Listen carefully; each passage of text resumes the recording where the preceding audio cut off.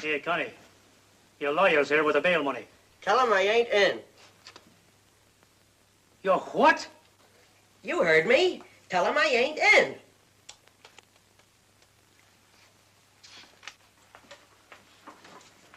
That man with a pencil is the real star of this picture. He was a writer, many kinds of a writer, a social critic, a humorist, and a technician. His name was William Sidney Porter, but you'll remember him by his pen name. That's part of our language now, O. Henry. I'm a writer, too. My name is John Steinbeck. I've always believed that a writer should be read, not seen. But O. Henry's dead. He can't speak for himself. I wonder if he would if he could. Remember O. Henry's safecracker, Jimmy Valentine?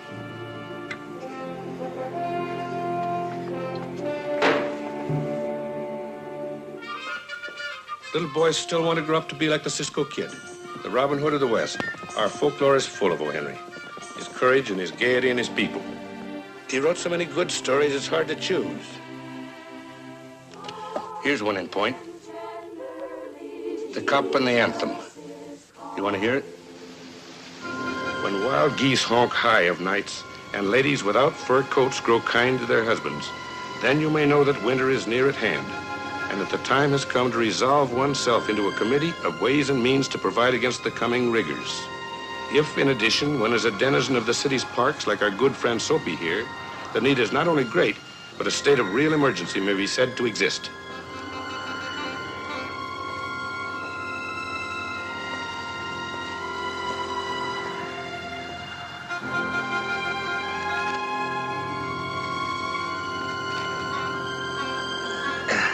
Yes, officer. Certainly. At once.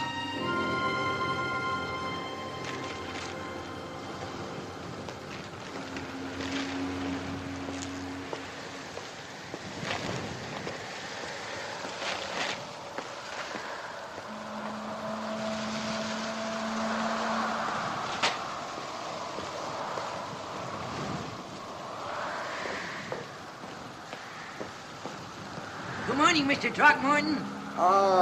Good morning, Truesdale. Kinda chilly, ain't it? Bracing, my boy, bracing.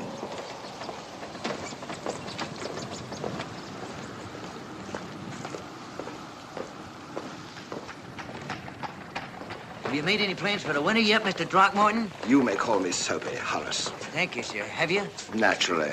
You ain't thinking of going to jail again, are you?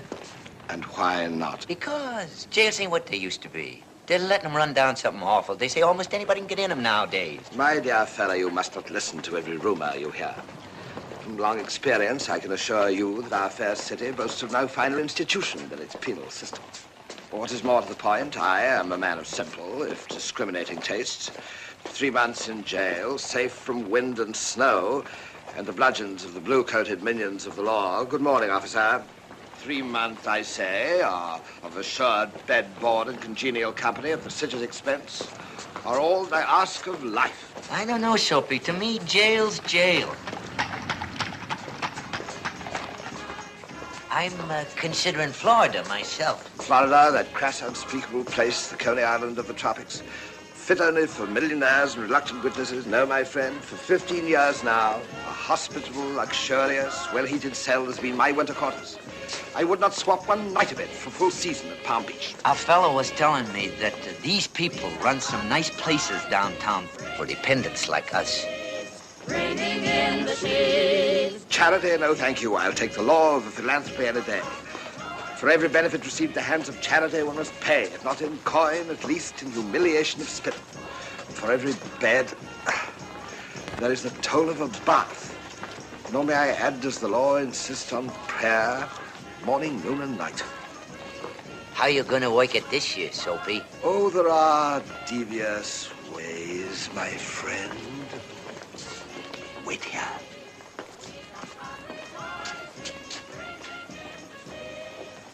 Hey, look here, that's my umbrella. Oh, it is. Yes, Suppose you call a policeman and tell him that. Go on, call him. There's one at the corner.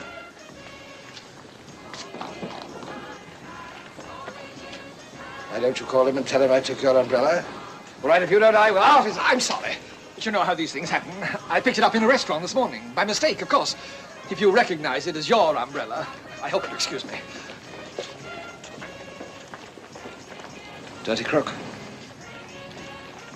Well, there are other ways, my friend. One of these being first to satisfy the inner man. Shall we go?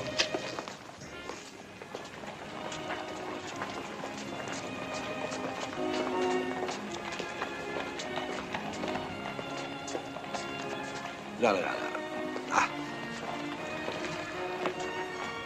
What are you gonna order, Soapy? How about some roast marrow duck to begin with, accompanied by a bottle of Chablis wine, provided, of course, the year and vintage are right. Duck for breakfast? Breakfast by all means, after which perhaps camembert coffee and unquestionably a cigar. Under the circumstances, I would think $1 cigar would be just about right.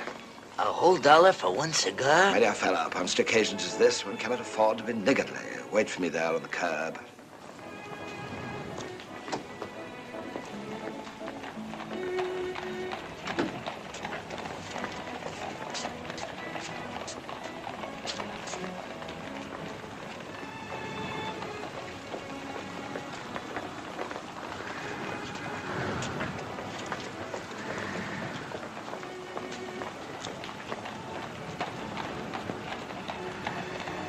No money?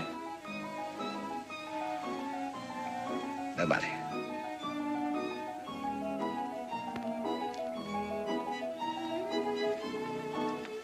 Come on, you. Come on. What do you think? Come in here. No food. What do you think? What are you doing to that man? He hasn't any money. After eating everything on the menu, too. Is this true? Then neglected to add that I also ordered $1 cigar. Oh, I must say that any resemblance between it and tobacco is purely coincidental. A cop will know what to do with his kind. Never mind. Let him go. Let him go. You heard what I said. It's on the house. You'll see out of this. Nobody asks your opinion. Poor devil's probably starving. Get him outside as quietly as you can. I don't want any trouble. Trouble? You don't want any trouble. Listen, you nincompoop, I don't want any of your charity. I am a citizen. I stand on my constitutional rights. I insist on being arrested. Do you understand me? Arrested. Outside! No! You can't do this to me! Have me arrested, you don't! Have me arrested! Soapy, what happened? I've been double-crossed. Are you hurt? Physically, no. Didn't work, eh? Due to circumstances beyond my control, no. However, I'm not discouraged. 2 battles lost does not mean that the war is lost. It only means that some other ways into the stomach must be thought of. Shall we leave this neighborhood?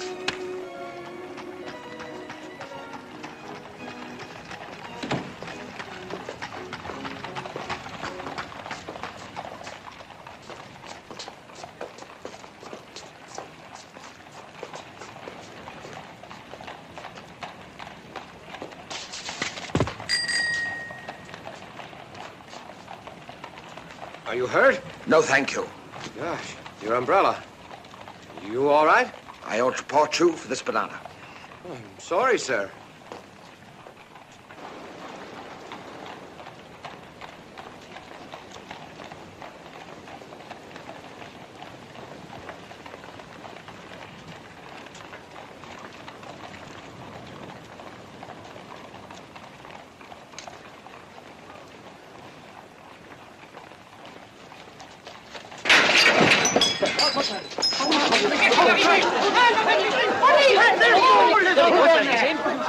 Which way do you go? There he goes! Hey, man! Hey, wait a minute. I did it! Hey, come back! I did it! I did it!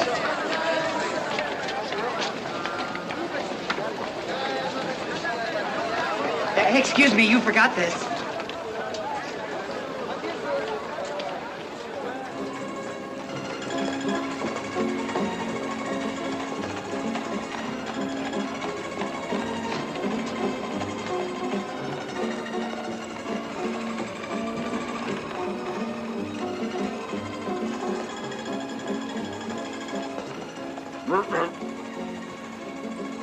Good afternoon, my dear. Aren't you a little lonely, window shopping all by yourself? Wouldn't you prefer to come and play in my backyard? Sure, I don't mind if you buy me a drink.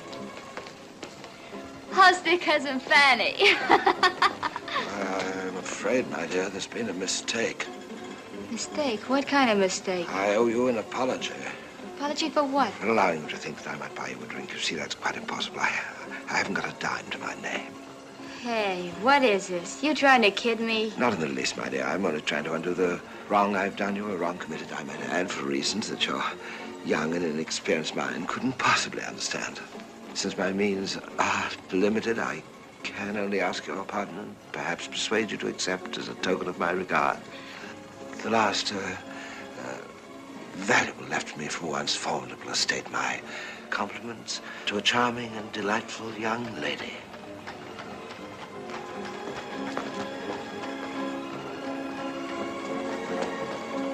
What's going on here? What's happening? He called me a lady.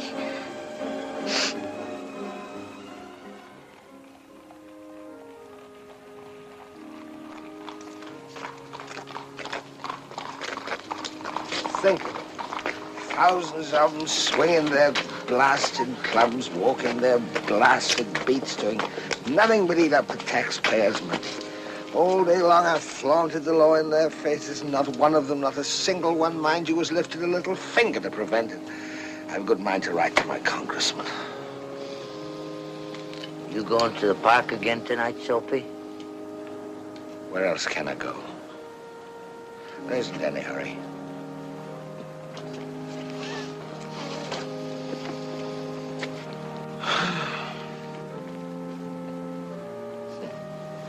Listen to the music. I seem to remember that tune from somewhere. Well, this might be a country churchyard, such as I knew in my youth.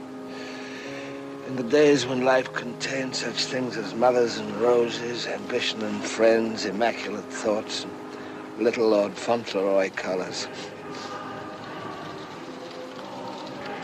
Let's go in for a moment and enjoy the peace.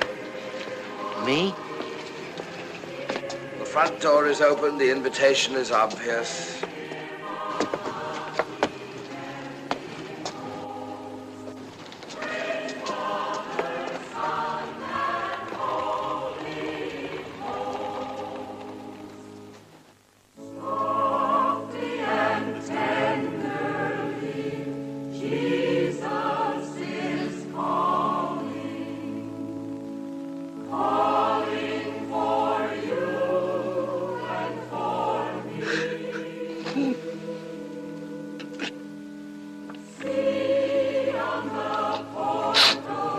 What's the matter, Soapy?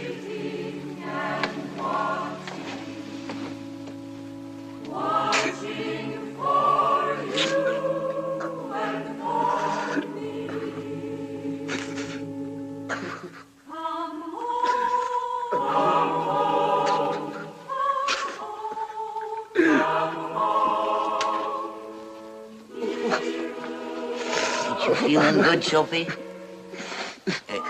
Maybe tomorrow will be different. Maybe if you was to try somewhere else, like Central Park, maybe, or Wall Street. There'll be no tomorrow, at least no tomorrow as you imagine it. That phase of my life is ended. You sure you feeling good, Soapy? Maybe if you was to go back and sit down again. It isn't my body that's sick, it's my soul. For the first time in my life, I viewed the horrible pitch into which I tumbled and degraded days, unworthy desires, dead hopes, wrecked faculties, base motives that have made up my useless existence. I wasn't going to tell you, Soapy, but I got 30 cents a lady give me. I'll buy you a beer. It isn't beer that I need, it's hope, faith. The assurance that it's still not too late to pull myself out of the mire, to make a man of myself again, to conquer the evil that's taken possession of. You better get out of here, Soapy. If somebody was to hear you talking like that, there's no telling what we have to go through. People praying over us, preaching to us. But there is time. I'm still comparatively young. Resurrect my old and eager ambitions, pursue them without faltering. I'll give up this life of dissipation and idleness. Tomorrow I'll go into the roaring downtown district and find work. And I recall a fur merchant once offered me a position. think I must have his card about me somewhere. I'll find him, lay my plight before him, seek his aid. Yes, here is his card. I recall his kindly face. Noble man, if ever I met one. He'll give me a job. He'll help me make something of myself. I'll be somebody in the world. Okay, come along. Huh? Officer, what have I done? Never mind. Come along. Don't give me a lip or I'll bash in that skull of yours.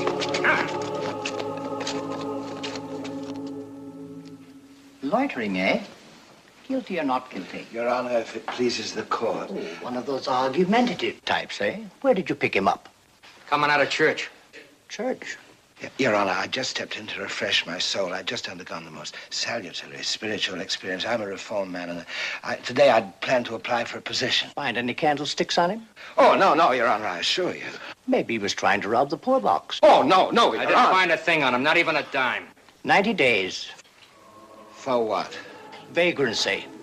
No visible means of support. Next case.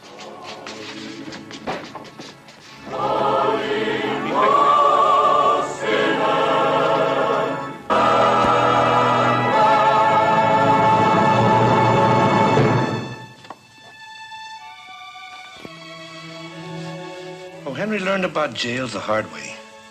In jail. He did his research on an iron cot, listening to his cellmates. He never felt superior to the people he wrote about. And maybe it's that humility that draws us to his stories again and again. Here's one of the best. The Clarion Call. Half of this story can be found in the records of the police department.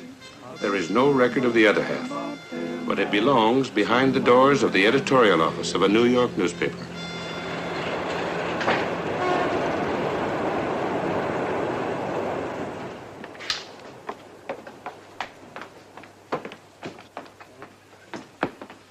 Well, welcome back. How'd it go? I got him there. Good. 18. Hi, Chief. Hello, Barney. One counterfeiter, delivered to federal prison, Leavenworth, Kansas, and I'm bushed. No wonder. Long trip, handcuffed for 5 days. Not that long. I took the handcuffs off outside Newark. He was an old man of 70 going in for good. That train ride was his last chance to stretch his legs. You look tired. Take some time. Lay out till Monday. Thanks. They found some more counterfeit in the old boy's shoe. The warden ducked and asked us to turn it over to downtown Treasury. $100 bills. Beautiful job. Almost perfect. They trapped him on the picture. The old goat parted Franklin's hair on the left side. Said it looked better. You signed for it. You keep it. We'll send it down Monday. Get some rest. Thanks.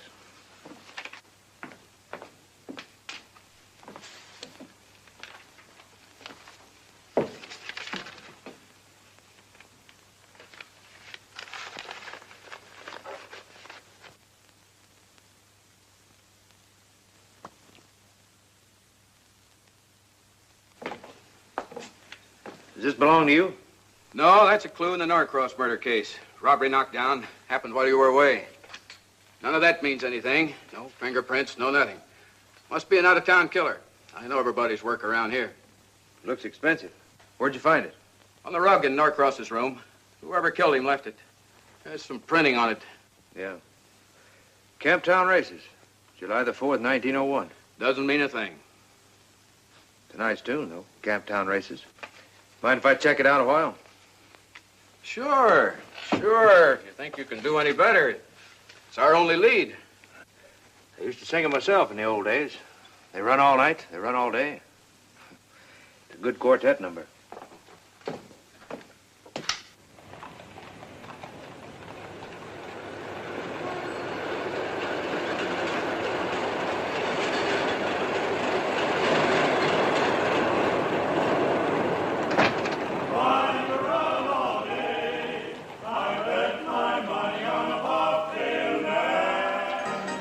You happen to know Johnny Kernan? Who? Kernan, Johnny Kernan. No, I don't believe I do. Thanks. Shooting star, oh, shoot all day. Gonna run all night, gonna run all day. Something I can do for you? No, thanks.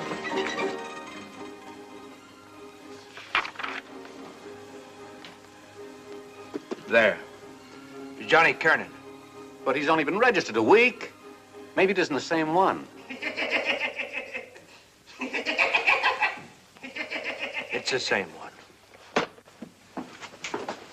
Look, I'm not full owner. There isn't going to be any trouble.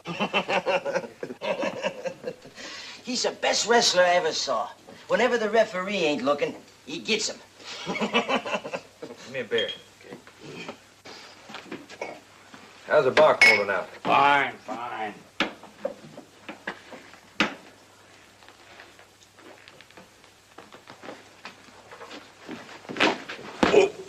Guess who? Guess who? Go ahead, guess. Guess who? Guess who? I don't have to guess.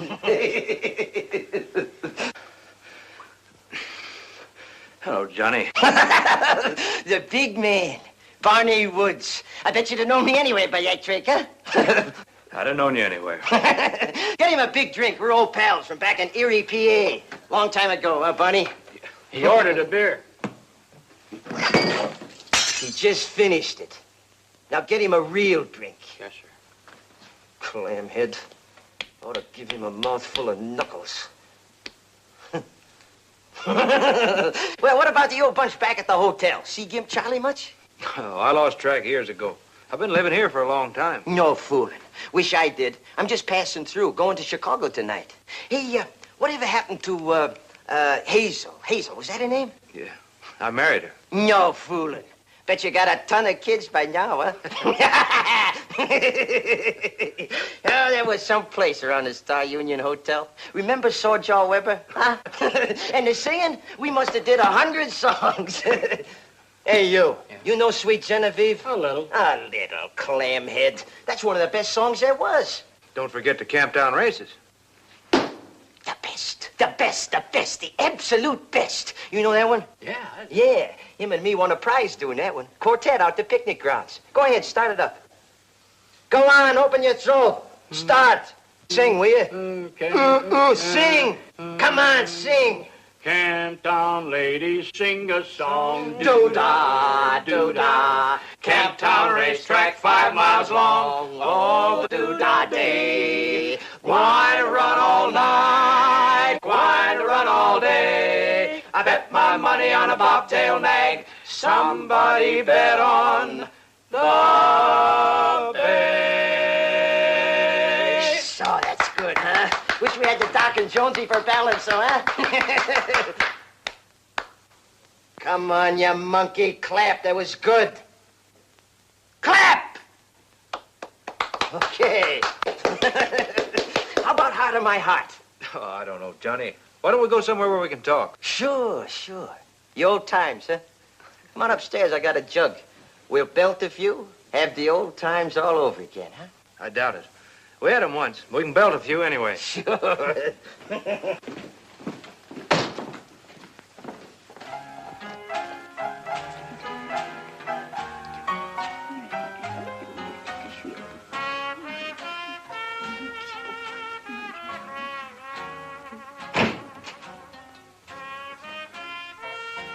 What are you doing here? Get out, get out.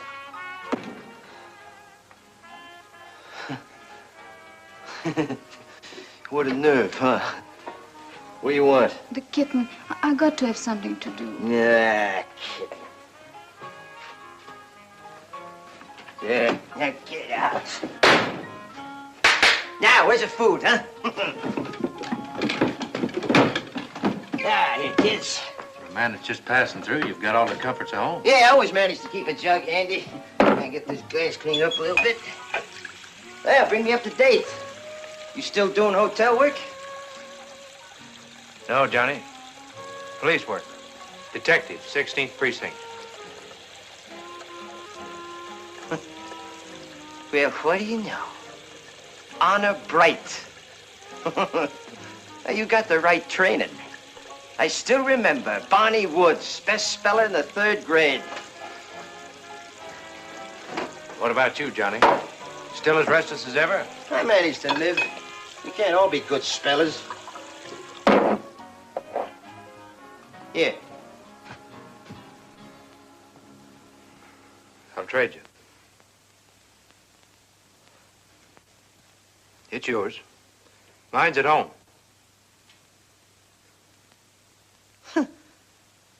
That's a good quartet, huh? First prize we ever got, 4 gold pencils. Wonder what happened to Doc's. I don't know. But yours was on the floor of the Norcross house.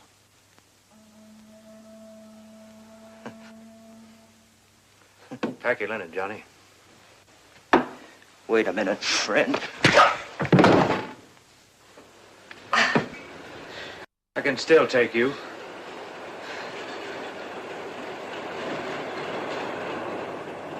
Now get up.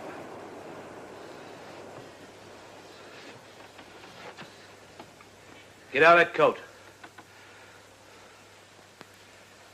Throw it over here.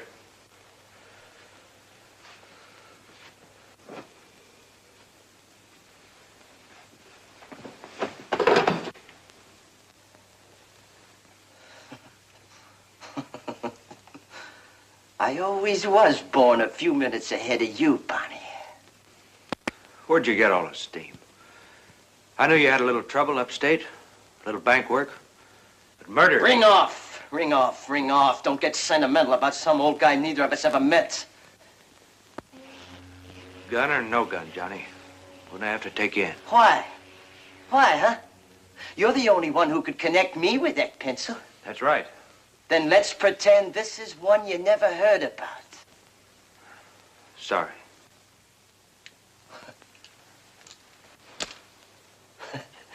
You ain't gonna take me in. Why? If you were me, you'd take me in, but you ain't. You're honor bright. You're dumb Barney Woods. You got a debt to square. Don't count on something that happened that long ago. It'll never be long ago for you, Barney. Don't kid me. It'll always be right now. The back room of the Star Union Hotel. The hour and the night and the pail of beer that caused it. It's in your eyes right now. The trouble you were in. You couldn't afford to lose money you didn't have. You were on probation. You'd been a bad boy, but people were willing to forget about it. After all, it was just a slip. But you couldn't stand another new suit of clothes. Well, you made it that night. You wrote out a check for $1,000 you didn't have. The next morning, you had all the trouble you needed. That's the size of it, Barney. You were on your way up. A loser. And don't kid yourself, you'd have stayed a loser. Because once they make you walk up an alley, you'd never use a front door again. So I bailed you out. You stammered and said you didn't know when you could pay it back. I said, I'll wait. So I'm waiting. And now I want my 1,000. That's what I said, pal. There'll come a day. And here it is. How about that drink now, huh? Come on, you can afford it, I'm buying. Well, you don't drink on duty, huh? Copper. Look at you. Look at that suit. Those shoes. You couldn't pay back 10% of it. What do you make, 40 a month? A little more than that. You were a cop from the start. You've always had your hat in your hand. Is that all? 'Tis if you can't pay up.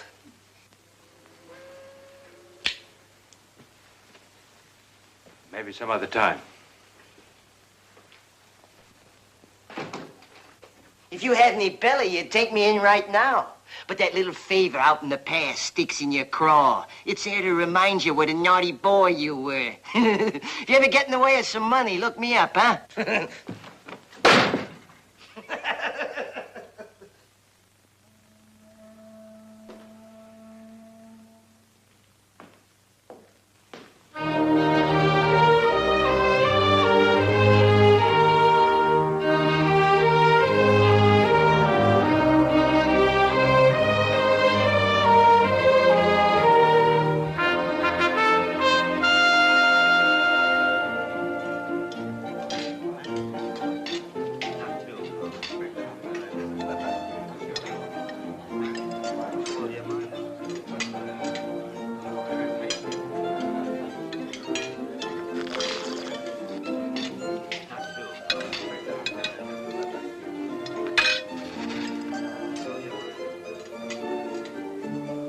Well, well, well, look who's here. The big man. Sit down, let me buy you a drink. Hello, Johnny. I never knew of a good thief at a touch liquor. Makes you big mouth. This is a special occasion, very special. I'm catching the night train for Chicago.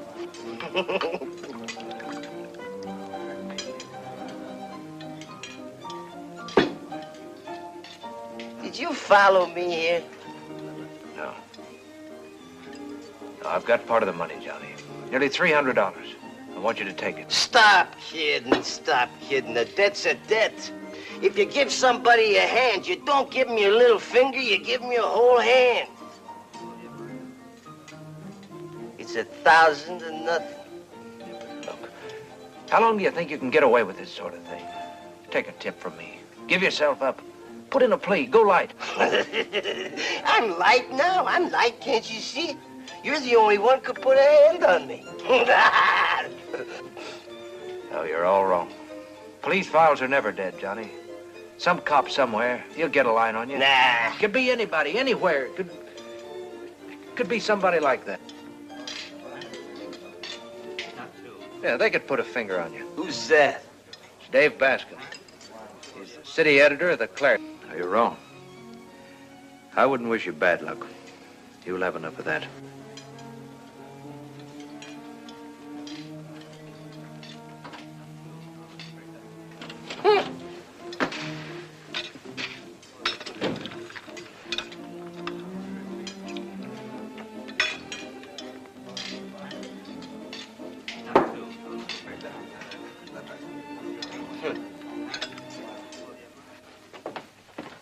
What's your name? Right. Where do you live? 221 East Street. I thought I told you to take a breather. You did, sir. But I was in the neighborhood. Besides, I've got something I want to talk to you about. It's personal. Sure, I'll be with you in a minute. Well, this is the third time in the last 2 weeks you've been here. You're right. I just had a couple of drinks. You know how it is.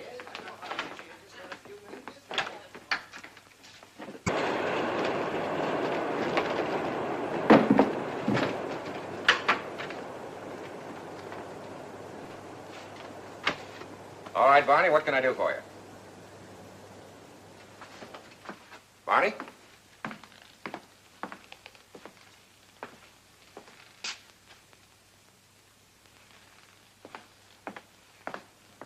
It's getting steadily worse. We've now hit rock bottom.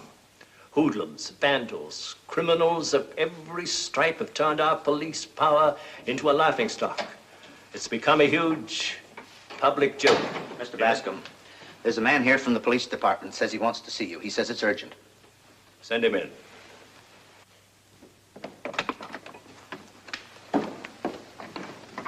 Hello, Tommy.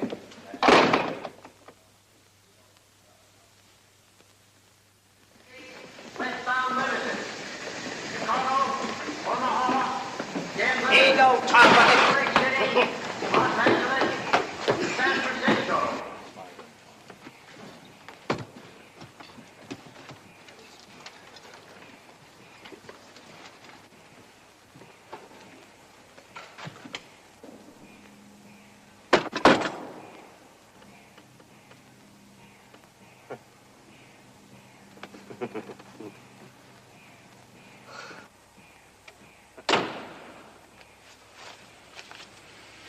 I've got something for you.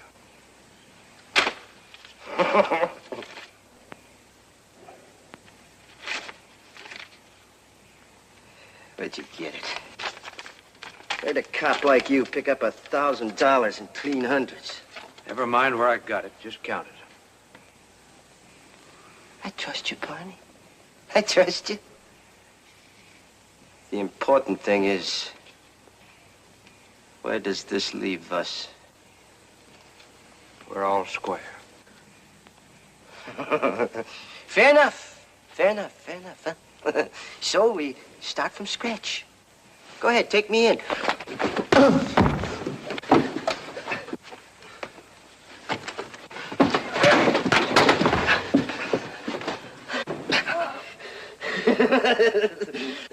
Just so we learn to.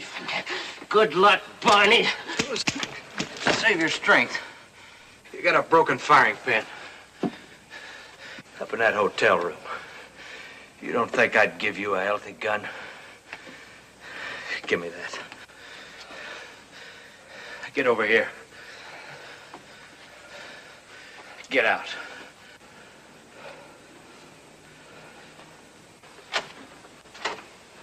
Step over it, clamhead.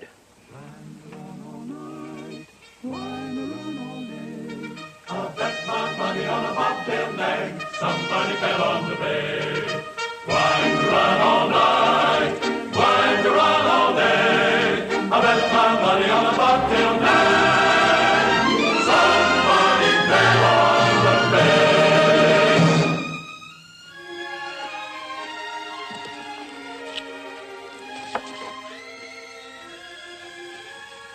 Oh, Henry was born in North Carolina. He moved to Texas when he was 20. He bummed all over the Southwest, the Gulf ports, even the banana republics of Central America. He was 40 when he reached New York, and he loved the city. Called it Baghdad on the subway. New York gave him a new Arabian Nights. Look at this one he called The Last Leaf. The setting, Greenwich Village.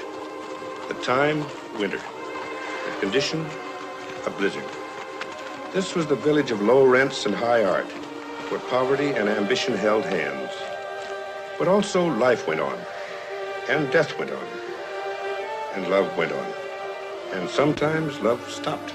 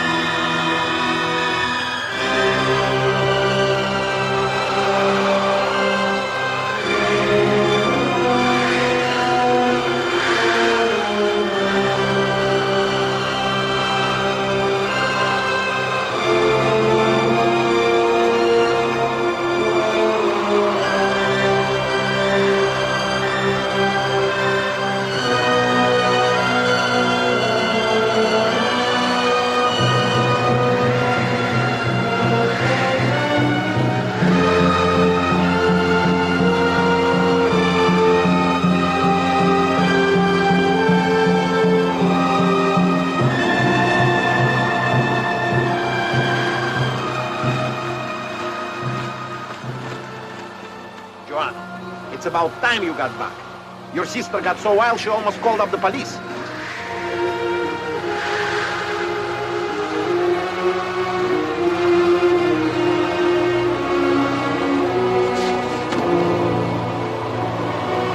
Susan! Susan!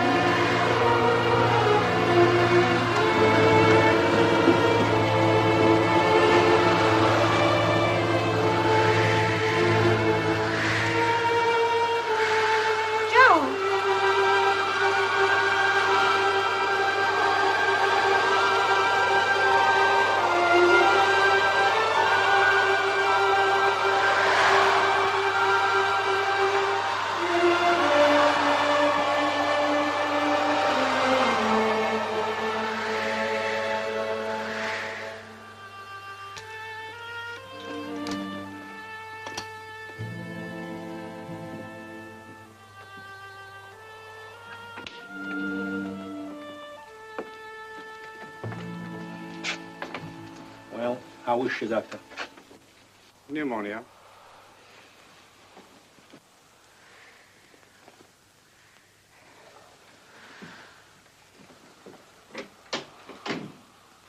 I'll look by in the morning. Thank you, Doctor. Will she be all right? Oh, she's young. There's no reason why she shouldn't pull through. Good day.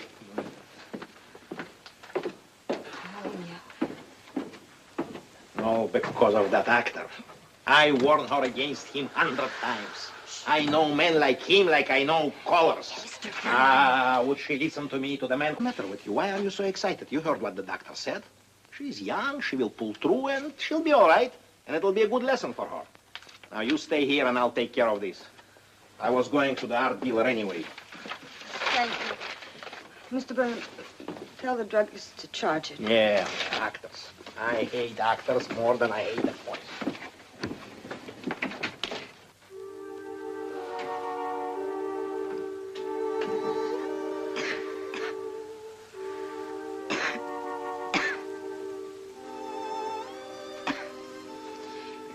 The doctor says it's nothing. Just a couple of days' rest. Of course, he thinks you ought to be spanked for going out in such weather.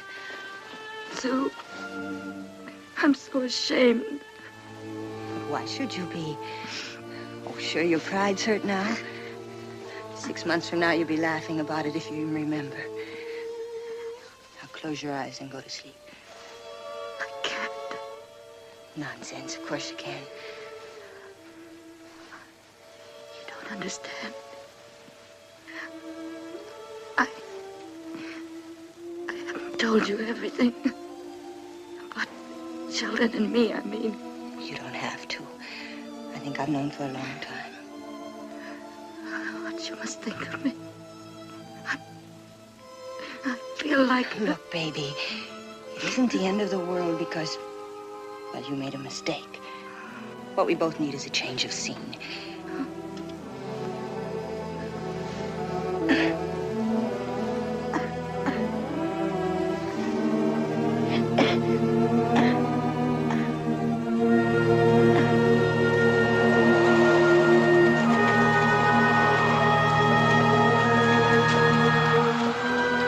Pick it up in 5 minutes.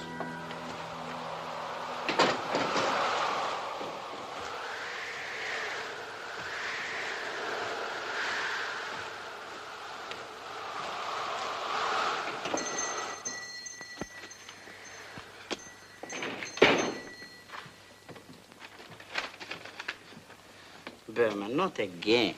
Now look here, Boris. I bought an apple. I bought a pear, and I bought a banana. And I put it all in a bowl, and I started to paint. Just like you told me. Look. Another Berman. Ay. Berman. Maybe you are ahead of your time. Maybe in 1950, they will recognize it for what it is. Whatever it is. But my customers only like paintings they can recognize. All arts must communicate.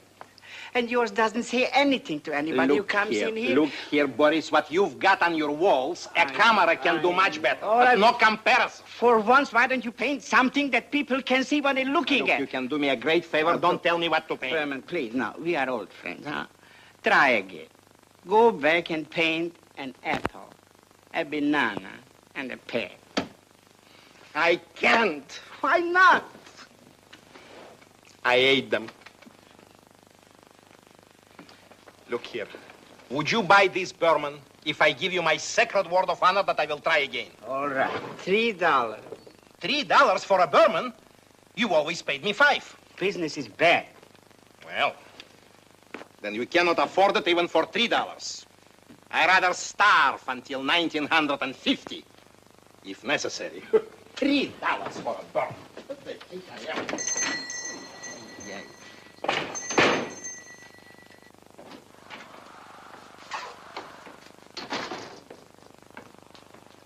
That's all ready. That'll be $2. All right, charge it to Miss Goodwin. Miss Goodwin. Sorry, sir, no more credit. What are you talking about, credit? The girl is sick and you're talking about credit? Well, I only work here. I've got my orders. All right, wrap it up. I'll be back in a minute. I am coming into a small inheritance.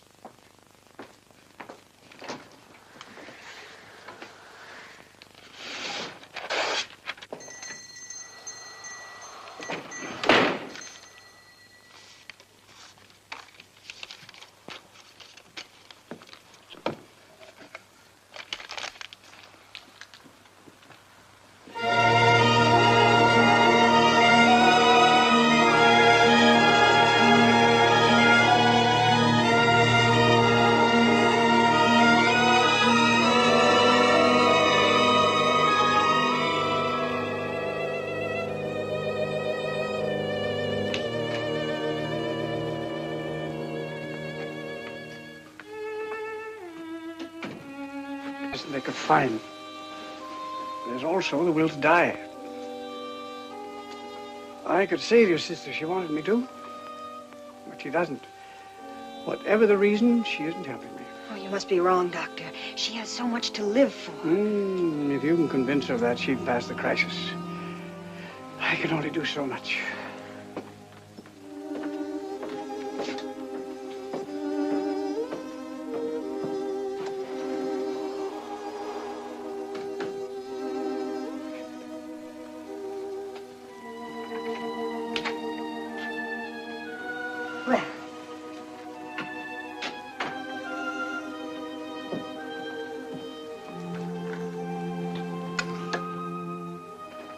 Broth will be warm in a minute. I'm not hungry.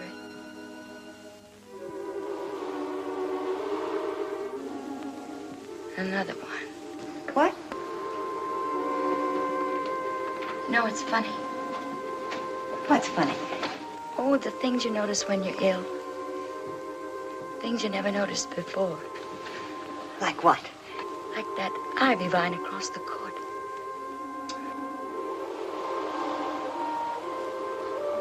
What about it? Yesterday I counted exactly 21 leaves on it. Don't you think that's funny? Why funny? Don't you see? I'm 21. Now they're only 14. I'm getting younger. In a day or so, they'll all be gone. And when the last leaf goes, that's funny too, isn't it? The way things live, die. Oh, but it's good to be alive, Joe. You believe that, don't you, baby? I'm so tired, Sue. You take a nap. It'll do you a world of good.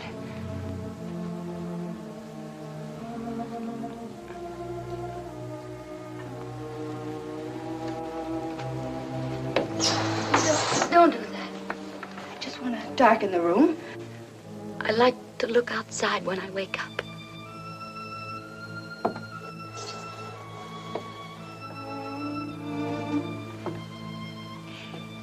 You will try to get some sleep, won't you? I'll try.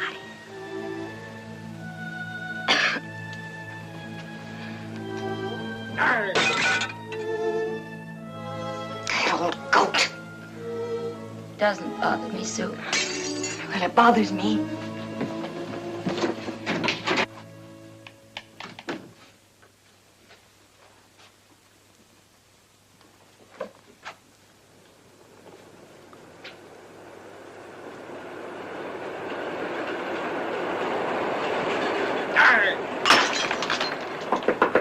Come in.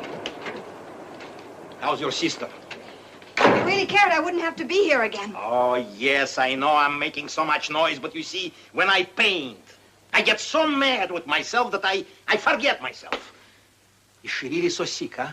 I thought by now she's... No. What's wrong with her? I don't know. She's got some crazy idea about the leaves on the vine across the court. What kind of a crazy idea? I think she... Oh, it's so hard to explain, but somehow she feels that the vine has something to do with her life, that when all the leaves go, she'll go.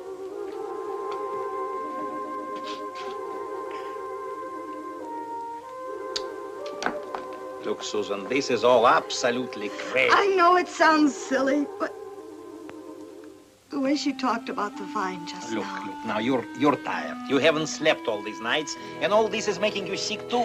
If you could have heard her. Maybe you're right. Maybe I am beginning to imagine. Of course you are. Now look, you go to your sister, and I promise you I'll be as quiet as a mouse. A dead one. Hey, no more of these crazy ideas. All right.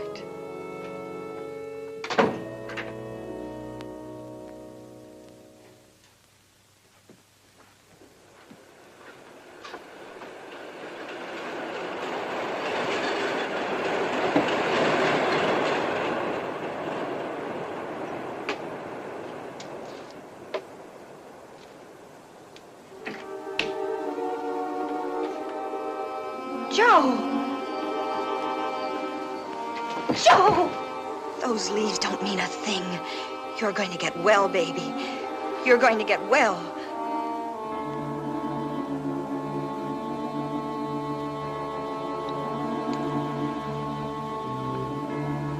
We should know by morning.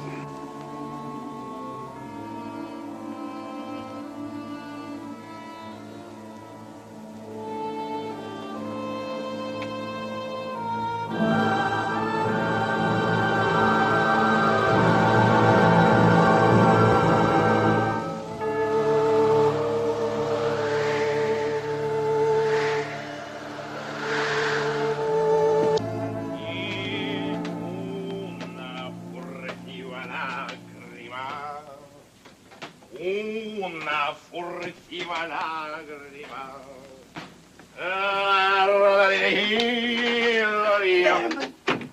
I'm sorry, I'm just a little bit tipsy. Just... Go on, sing. It's a happy occasion. What do you care about Joanna? You've done everything you could to keep her from getting well. I don't ask you to forgive me. I just want you to understand. Please, go away. It's only today that, for the first time, I finally realized what I really am. A $3 painter.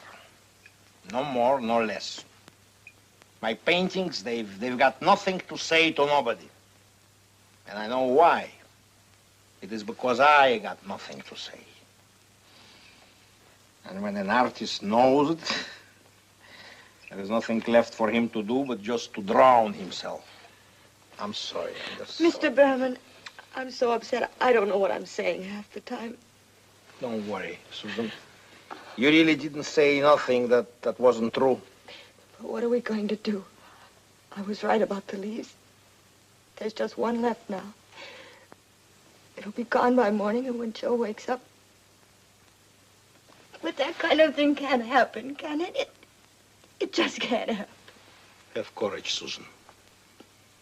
And if a prayer of an old goat will help, your sister will get well. Don't worry, she'll get well. She'll get well.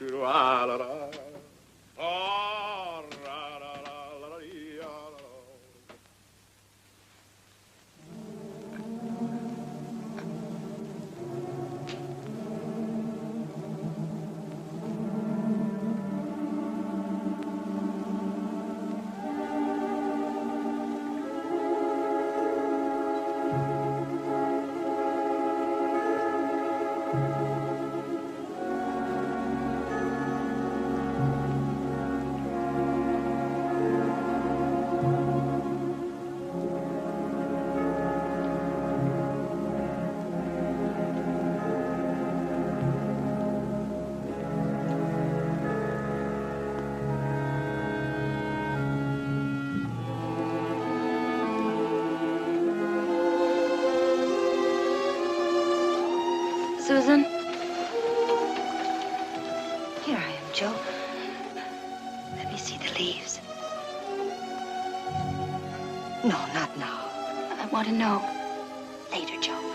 Later. Please, Sue.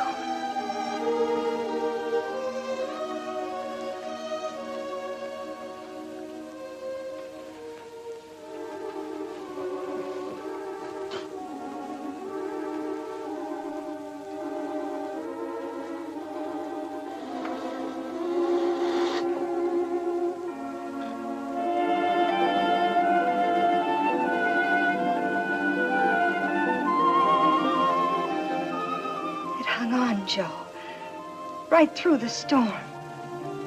Isn't that something? And if one brave little leaf can do it, you can do it too. How do you feel? I'm hungry, Doctor. Well, that's the first sense you've made in days. Some broth? Well, I'll stop by tonight, just to say hello.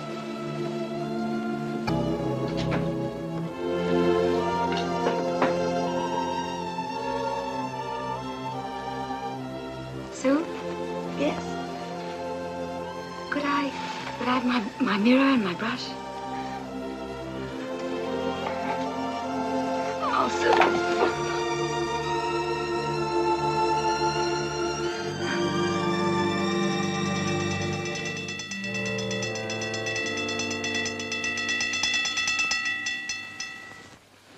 What's going on?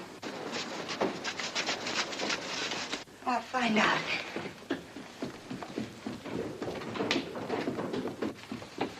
What is it, Mrs. O'Brien? Why, the old man.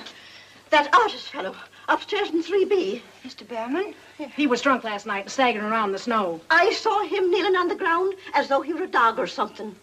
What happened? An old man his age in the snow for hours? His heart gave out. They found him this morning. He's dead. Oh, he was crazy, like all them artists. Imagine, in the middle of the night, he come and asked me for a lantern. Oh, but he was a nice old coot at that, you know.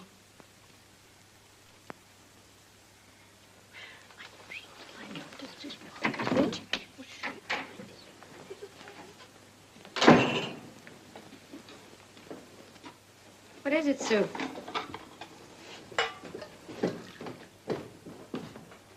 Behrman? Yes. What happened? He died last night. Oh. Poor old Behrman. Yes. Poor old Behrman. Won't be the same without all that noise upstairs.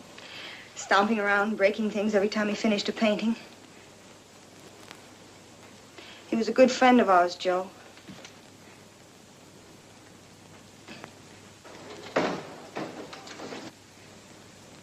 Too bad he wasn't a better artist. I could never make head or tail out of anything he ever painted. I think you're wrong, Joe. He was a great artist. Someday I'll tell you how great.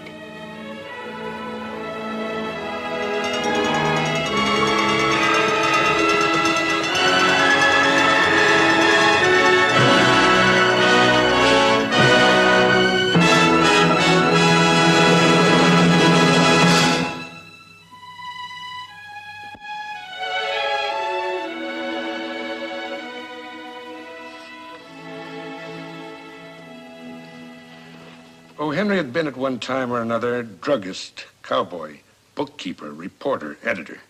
To O. Henry, no one was too good to slip, nor too bad to climb.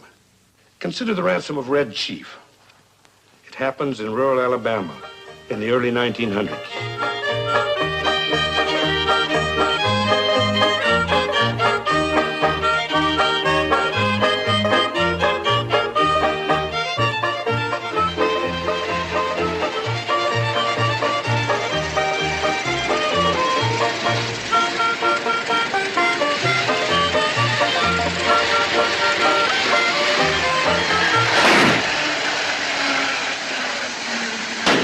William, 6 miles to our destination. Just about the right distance away. Let's take a look over this way.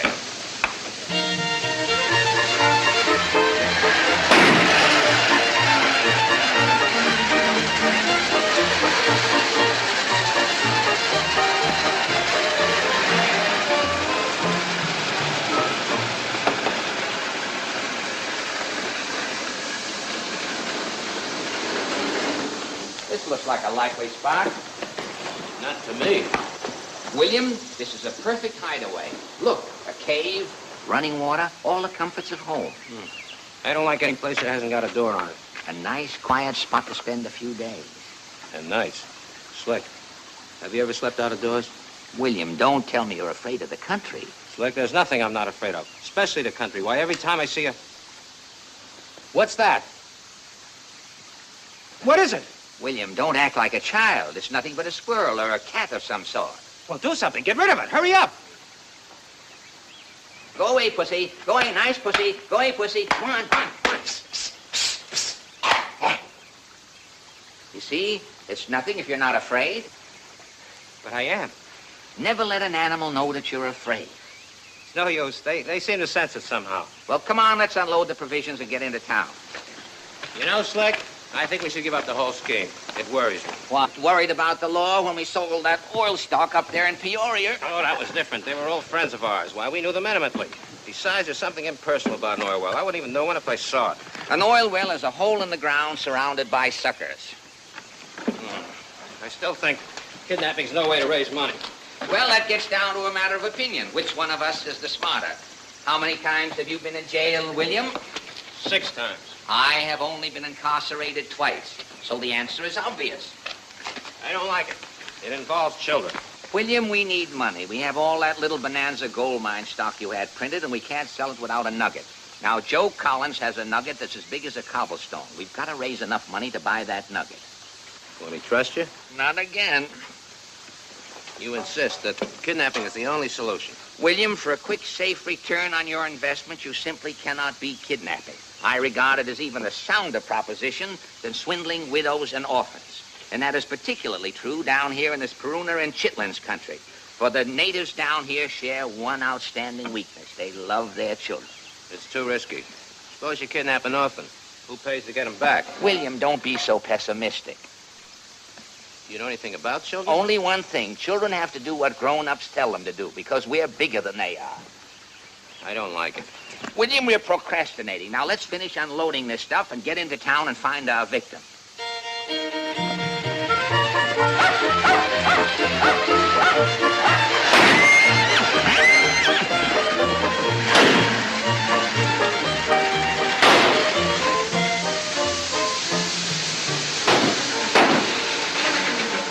Information, please. Pete'll get you the water. What do you want to know, mister? Say, mighty nice country you got around here. Sure is pretty. Is it? Say, if a person wanted to buy some of this land, who'd he have to see? Why do you want to buy the land first? What do you want to raise? Well, Ain't good for much. You want bottomland or hill country? Which is better? Well, it depends upon what you want it for. Bottomland. Reckon Ed Dorset could fix you up. Yeah, he's foreclosed on about as much land as anybody else. Why do you want to buy the land first? Eb Dorset. Which Dorset is that? Well, there ain't only one Dorset, and that's Eb. Yeah, he married the Yarborough girl. Why do you want to buy the land first? Married the Yarborough girl. Say, I seem to remember that. Was that union blessed with any issue? What did you say? Have they got any children? Well, You know, those little objects people get after they're married? yeah. Well, I reckon you could say they have, in a way. Yeah. May I ask what you mean by that foggy response? Well, I reckon you could call J.B. a child, if you wanted to. J.B.? J.B. That's what they call him. Oh, it's a boy. I reckon you might call him a boy. Yeah. How old is he? JB's nigh on to 10 now. What a lovable age in a boy. Where did you say the Dorsets were living now? Didn't say. Down the road a piece, a little white house with broken windows. You ain't told us why did he want to buy the land first. You know, I find your conversation rather limited, but very stimulating.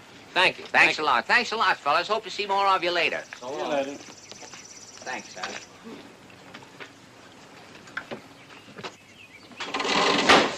Ellie Mae, you better lock yourself up in your room until them Yankees get out of town. Papa.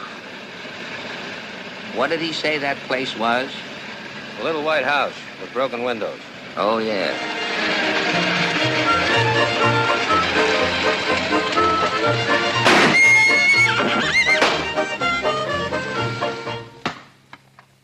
Dinner ready? Lesson, you want to wait for J.B. He's late again. When did he go out? Nightfall last. Ought to be getting hungry by now. I better set a place for him. Yeah, he's coming now. Ebenezer? 2 men just drove up in a motor car. They did?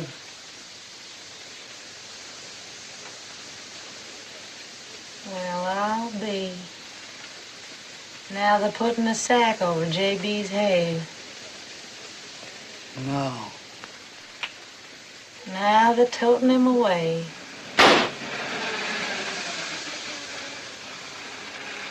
They must be strangers. More than likely.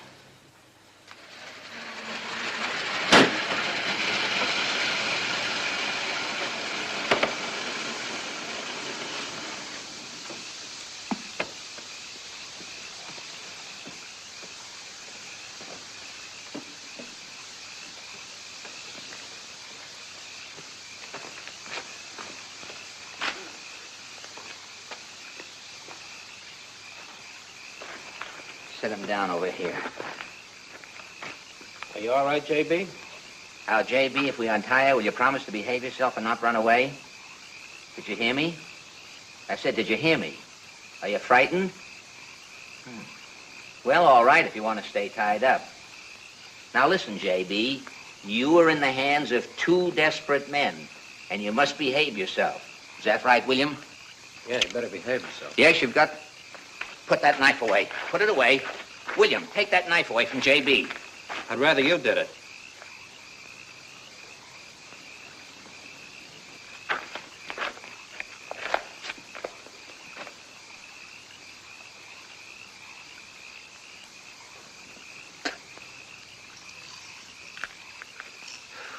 J.B., William and I have decided you may keep the knife. Does that make you happy? I don't like you. What'd you say? I said I don't like you. J.B., you mustn't be afraid of us. We're your friends.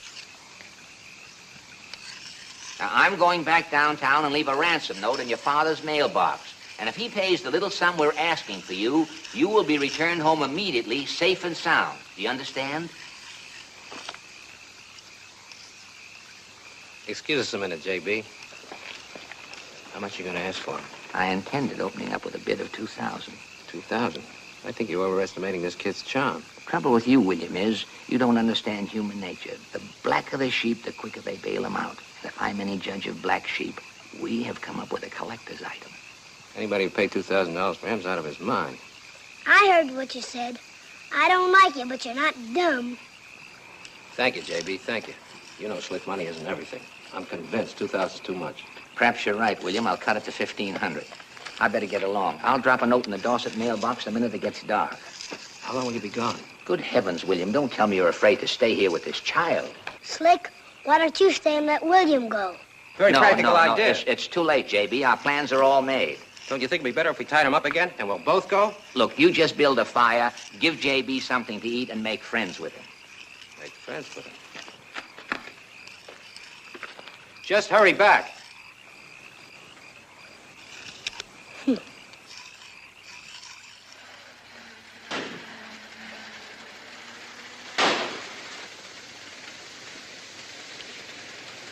Ed? Man's putting something in the mailbox. Thought he would. You want I should go out and fetch it?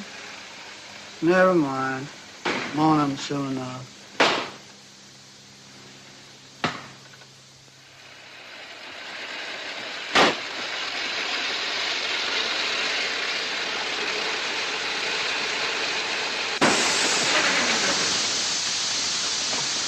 William, the ransom note has been delivered.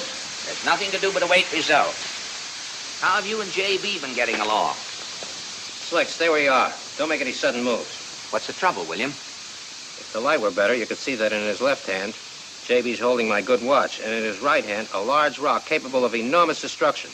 Please don't do anything rash. Now, J.B., is that any way to act? I ask you.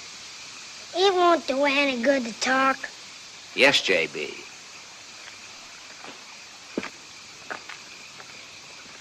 How did he get the watch? We were having dinner and suddenly put a red-hot boiled potato down my back and mashed it with his foot. Why? He had a slight difference of opinion. He wanted me to call him Red Chief. Red Chief? Yeah, he wanted to play Indian, and I didn't want to. Well, I see no reason why you couldn't oblige the little fellow, William. Except that he wanted to scalp me. Surely, J.B., there must be another way to play Indian. Red Chief got to ride back to reservation. Warn his people Paleface is coming. Red Chief need horse. Oh, no, not that. If William is your horse, will you give him his watch back? After Paleface horse. I won't do it. I refuse. I'll speak to an Indian, J.B. I'll way uye are the orsay, I ilway abgray the archway. Etge the ifne ute. What Paleface say? William will be your horse, J.B. All right, William? Slick, stay there. Horse right there. How far is it to the reservation? 10 miles to the reservation. Maybe there's a shortcut. Oh! Slick! Oh! No fair! Keep quiet, keep No quiet. fair. Keep still, keep still. No fair! Now stay over there. There you are, William. I got his knife, too. No reason to let a child get the best of you. That's true only in theory. Now, J.B., we'll have no more of this nonsense. Paleface lie. Fool Red Chief. Red Chief never forget. Something tells me our triumph is only temporary. Paleface not dumb. Thank you, J.B.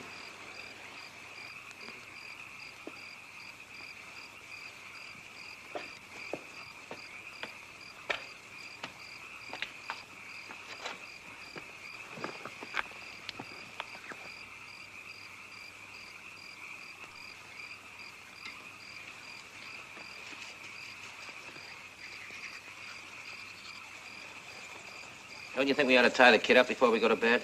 William, I've got his knife. We've hidden every other dangerous weapon around the camp. What is there to worry about?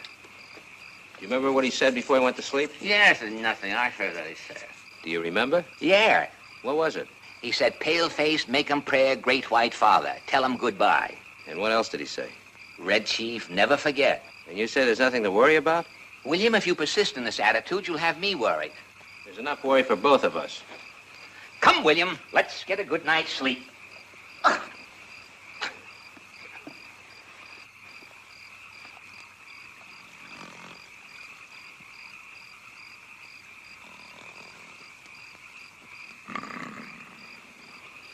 Red Chief, never forget.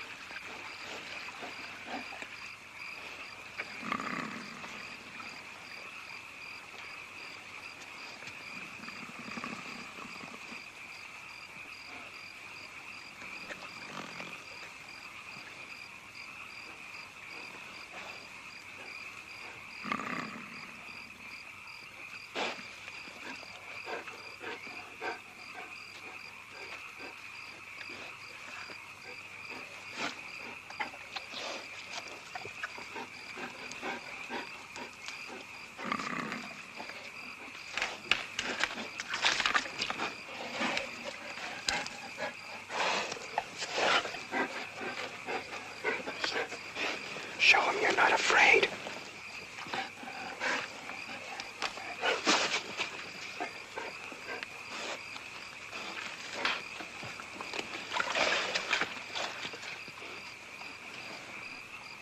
Run, William.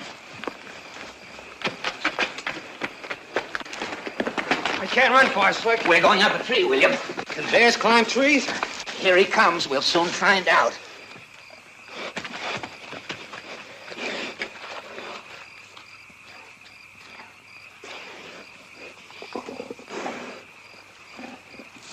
William, I think it's a cinnamon bear. I don't care what flavor he is. He's more apt to taste me.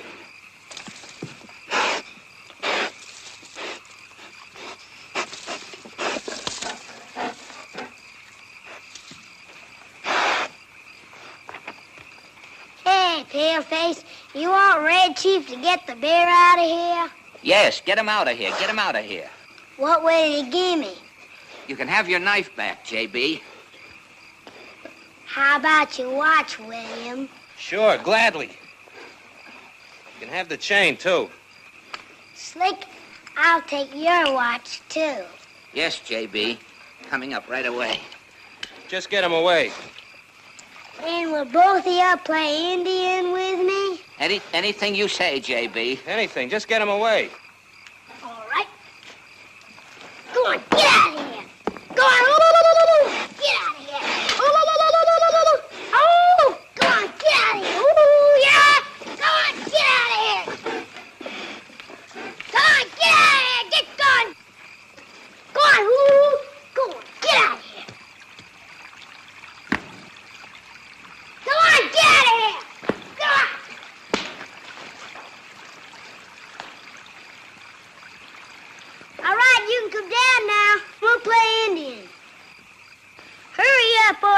pull a bear back. Come on. I'm looking forward to it with great pleasure, J.B.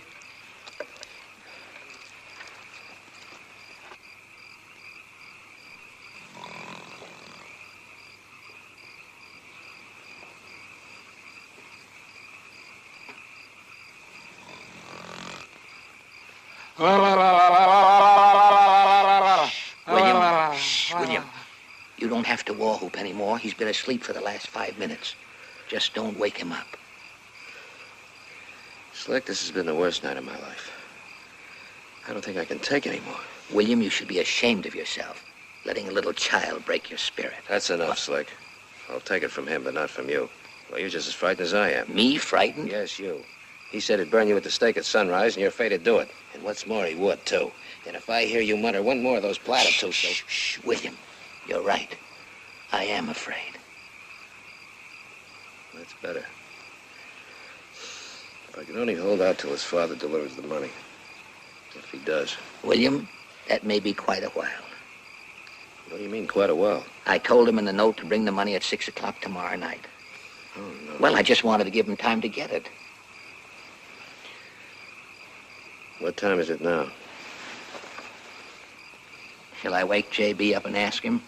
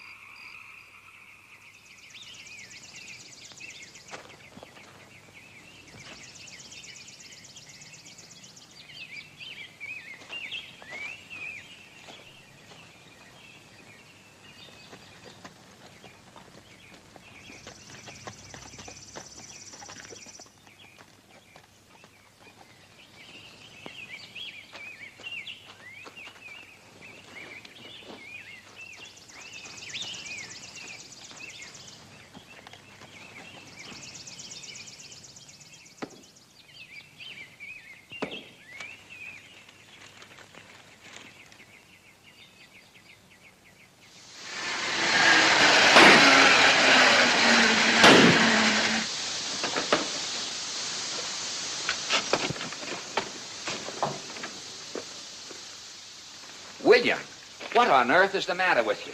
That's a silly question. Where's J.B.? Probably out digging worms for our supper. What happened to your eye? He did it with a slingshot and a boulder as big as that derby of yours. I suggest you put the water on your eye, not, While I was dazed, he pushed me and I sat in the campfire. This is the only place where I feel comfortable. William, No, William. I didn't get the money. Slick. Forget the 1,500. Take 1,000. 500, you can take it out of my share. Look what he did to me. Yes, I see what you mean, but wait till you hear this. This is from J.B.'s father. Says, gentlemen, that's us. My heart goes out to you. As a token of my sympathy, I hereby offer you a counter proposition. For $250 in cash... He's crazy. I will take J.B. off your hands. We won't pay it. We'll just go and leave the little monster here. I'm afraid he's thought of that, William. It says, for your information, I am the sheriff of this county. Oh, no. And there is only one road out of where you are now. What'll we do? If my proposition interests you, gentlemen, I suggest that you bring J.B. back after dark, as otherwise the neighbors who have been celebrating his loss may do you a harm. Signed, Ebenezer Dorset. Have you ever heard of such rustic, unmitigated impudence? I think his father's a spendthrift to make such a liberal offer. After all, what's $250? $250? William, that's every penny we have. Slick, I beg you. I urge you. I implore you. It's only money. Please pay it. All right, William, if you insist. But to return J.B., you have to catch him first. Now, I suggest... Shh. Here he comes. Good evening, J.B. Hi, Slick. You didn't get the money, did you? I sure did. I've got it right in here. You mean my father paid you? He certainly did.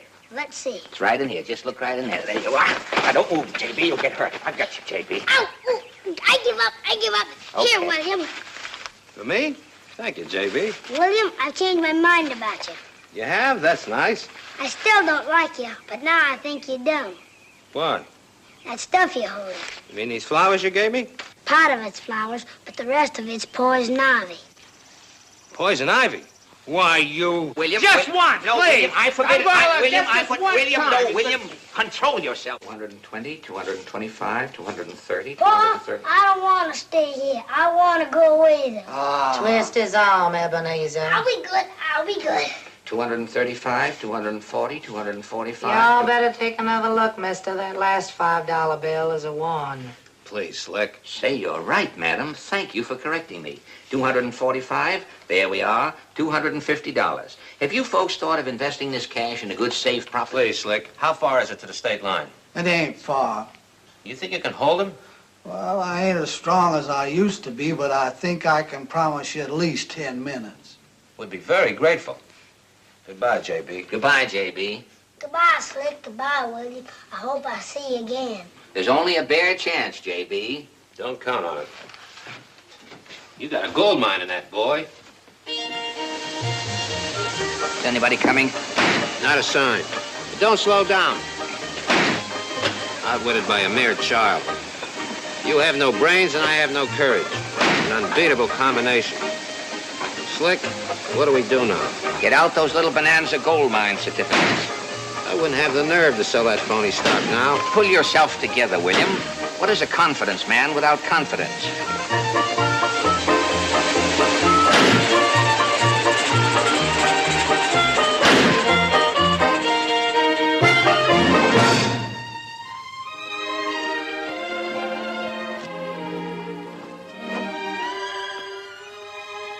At the turn of the century, certain social leaders in New York claimed that only 400 people were worth knowing. In disagreement, O. Henry wrote a volume he called The 4 Million. He thought everybody was worth knowing. Now the very term 400 is almost forgotten. But from the 4 million, the gift of the Magi is as fresh and alive as the day it was written. O. Henry said, the Magi were the wise men, the wonderfully wise men who brought gifts to the babe in the manger. They invented the art of giving Christmas presents. And that invention was still operating when this story begins, in the year of our Lord, 1905.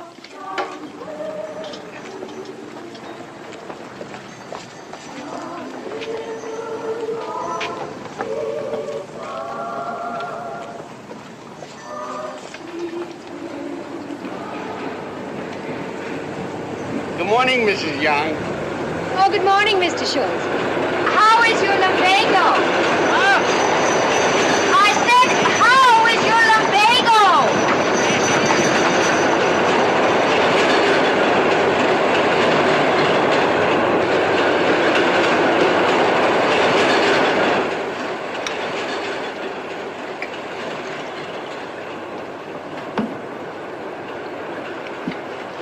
My compliments to the cook on this morning's coffee. Ah, well, I made the coffee myself this morning. Cook isn't here today. I gave all the servants the day off. It's Christmas Eve, you know. Oh, yes, so it is. But I haven't bought your present yet. Oh, well, it's just as well, because I've changed my mind again. Oh? Yes. I've decided I don't want the diamond tiara. No, I must have a sealskin coat. You see, it's the only fur I haven't got, and, well, I simply must have it. All right, I'll buy it right after lunch. Lunch. I'm glad you mentioned that. Now, tell me the truth. Aren't you a bit weary of going to Delmonico's every day? Oh, just this once, wouldn't you like something from home wrapped up in this cunning little box? That'd be very nice. Well, here you have it. White meat of turkey, brandied cherries, a bit of chestnut dressing, and, let me see. Oh, yes, some of those little iced cakes you were so fond of on our honeymoon in Paris. Della, Yes. is it awful not having all these things for real? I have you. And that's for real. 1:15. Well, let's see if St. Benedict's on time this morning. It's 14 after. He's a whole minute fast.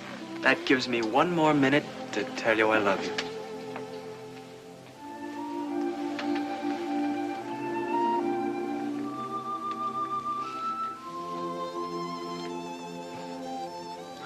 Oh, Jim.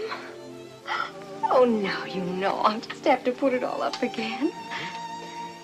I remember the first time I saw you, just a year ago. At Mr. Crump's Christmas party. And I thought, someday I must take out the pins and see that hair fall down around her waist. Oh, for that I'd be willing to marry her. Why, Mr. Young, what an improper thought. Not at all. I was so glad I went to that party. I saw you almost at once, and I thought to myself, if he's married, I shall ask her to give him up. Mrs. Young, what an improper thought. Not at all. I thought no one would introduce us, so I asked her for the time, remember? And you brought out your beautiful watch, and I thought, oh, he must be very rich. And for one wonderful moment, there was no one at that party but you and me. No one in the world but you and me. You and your wonderful hair. And you and your wonderful watch. It is handsome, isn't it? The handsomest in New York. You should have a platinum fob to go with it instead of this leather string. Jim? Why, that solves it. Your Christmas present. I've been wondering what to get you. A platinum watch fob with diamonds to match my tiara. You changed your mind, remember? It's a sealskin coat. Can't we afford both? 26 after. Not unless I get down to the office and earn some money. It'll only take me a second, and I'll walk with you as far as the butcher shop.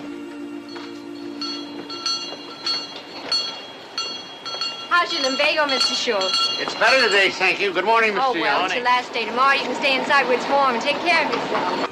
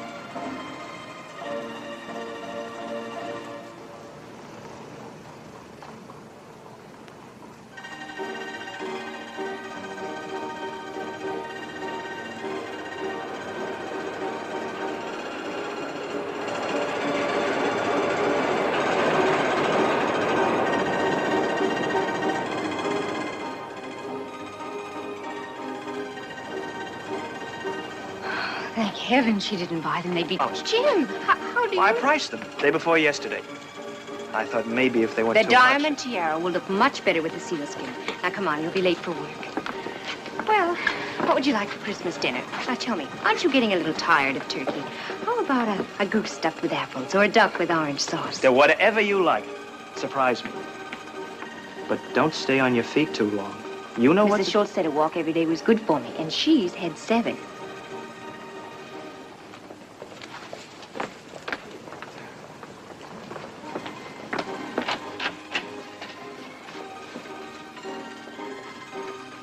You want something? Oh, I'd like a pound of ground chuck beef and a half pound of sausage. Will that be enough to make a meatloaf? Just for 2 people?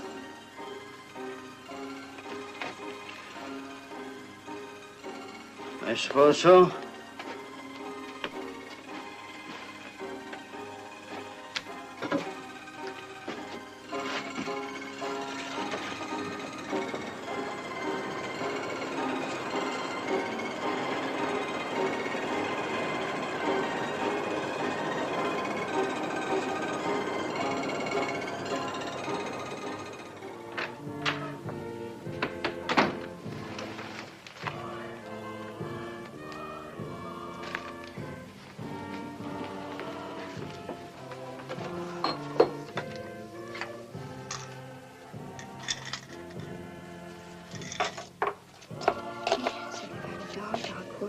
$50, 60, 75, 80, 85, 86, 87.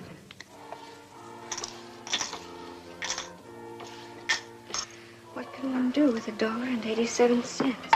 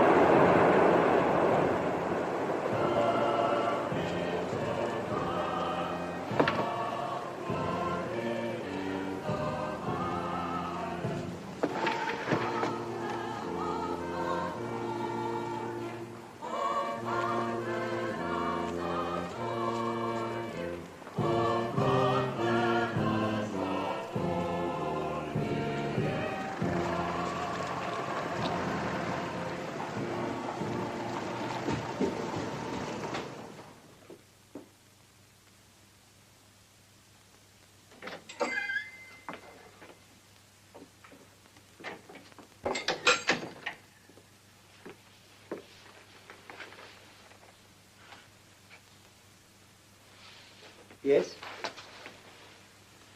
Are you Maurice? I am. What can I do for you, madame? Do you buy hair? If it's good, yes. Would you buy mine?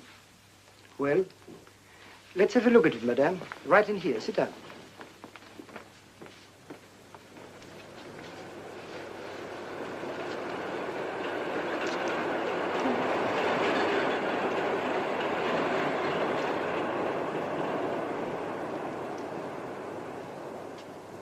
Oh, madame. Oh, it is magnificent. It is beautiful. Such quality, such beauty, such sheen. It is not bad. I will give you $20. 20? I need... Oh, I mean, couldn't you please make it just a little bit more? Say $22.50? 20 is my price for this particular length and thickness. Take it or leave it. Well... Can you cut it quickly so I won't change my mind? Oh, naturally, madame. Naturally. Let me see. Now, it is better if you close your eyes.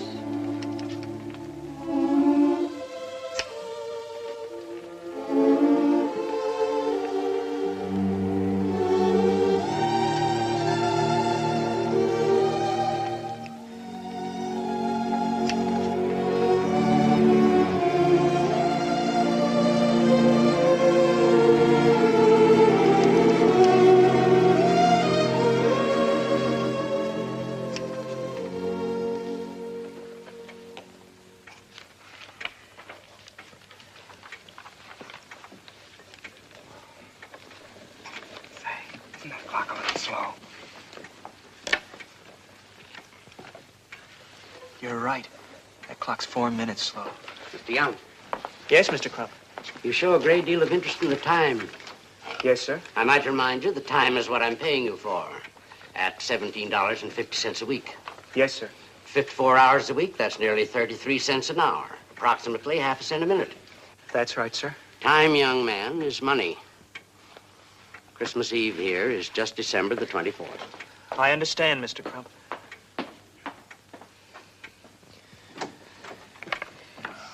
For 2 cents, I'd... How much is 2 cents? 4 minutes. I was counting on his letting us off early today. I've got to get a present for Margaret. What are you going to buy for your wife? I don't know.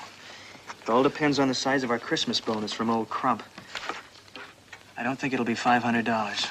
500? Not likely. That's what a sealskin coat costs. Tell me, Bill, why does a woman want to wear the skin of a seal? Who knows? Shh, he's coming back. Gentlemen, your attention for one moment. I'm sorry to announce that because business has been very poor this year, as you who keep my books must know, there will not be the usual Christmas bonus. However, because I've dispensed with the usual Christmas party, I am adding per capita the cost of that party to your checks. Each of you will receive an extra $3. Merry Christmas.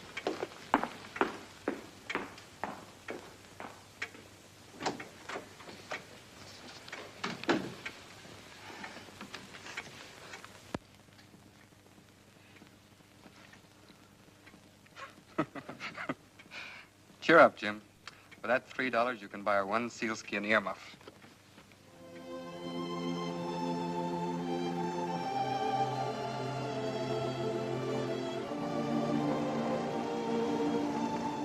Genuine platinum.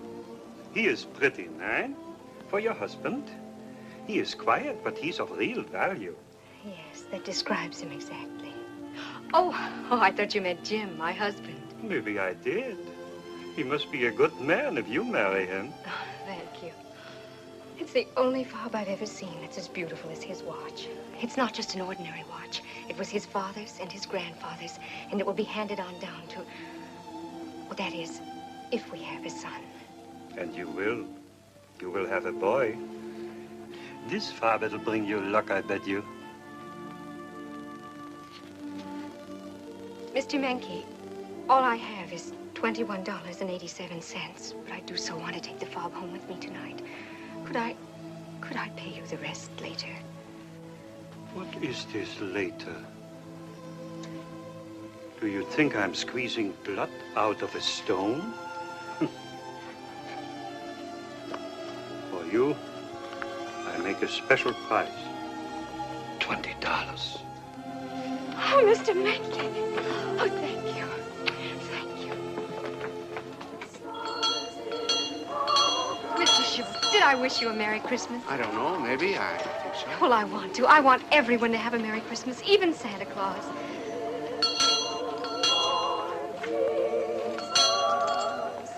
God bless you.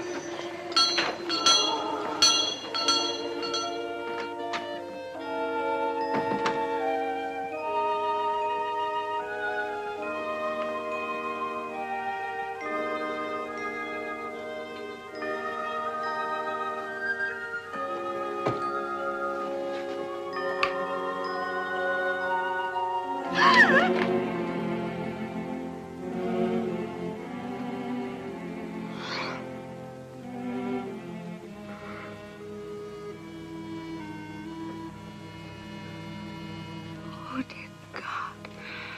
Let him still love me. Please let him still love me.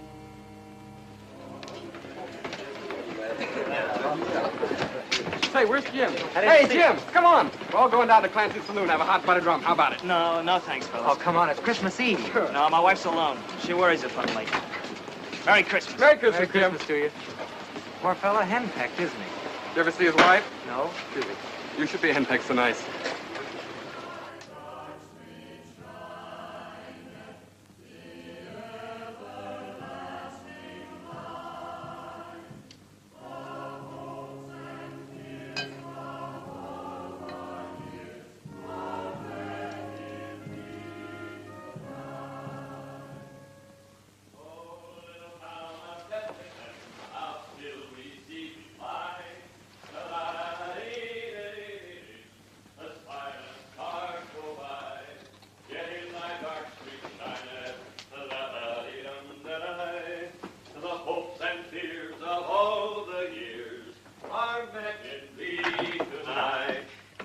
Hello?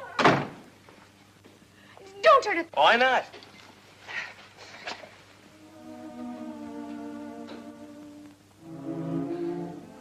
Oh, Jim, don't look at me that way.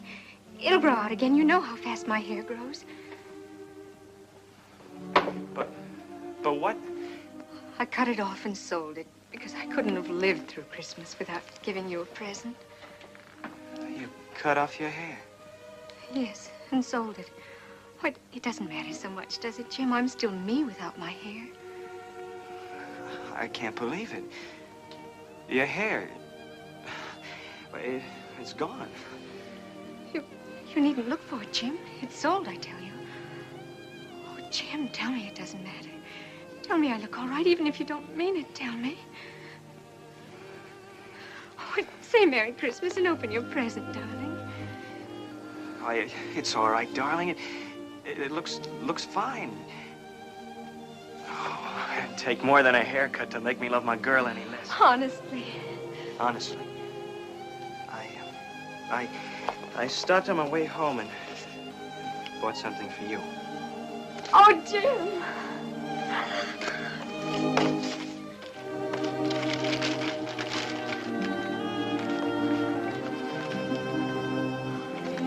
Oh, Jim. They're not.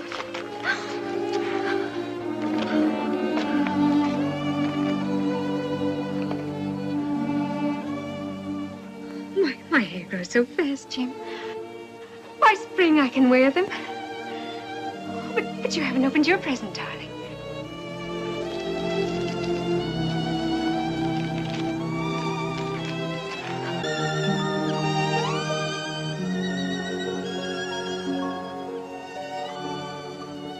Isn't it beautiful? You'll have to look at your watch 100 times a day now.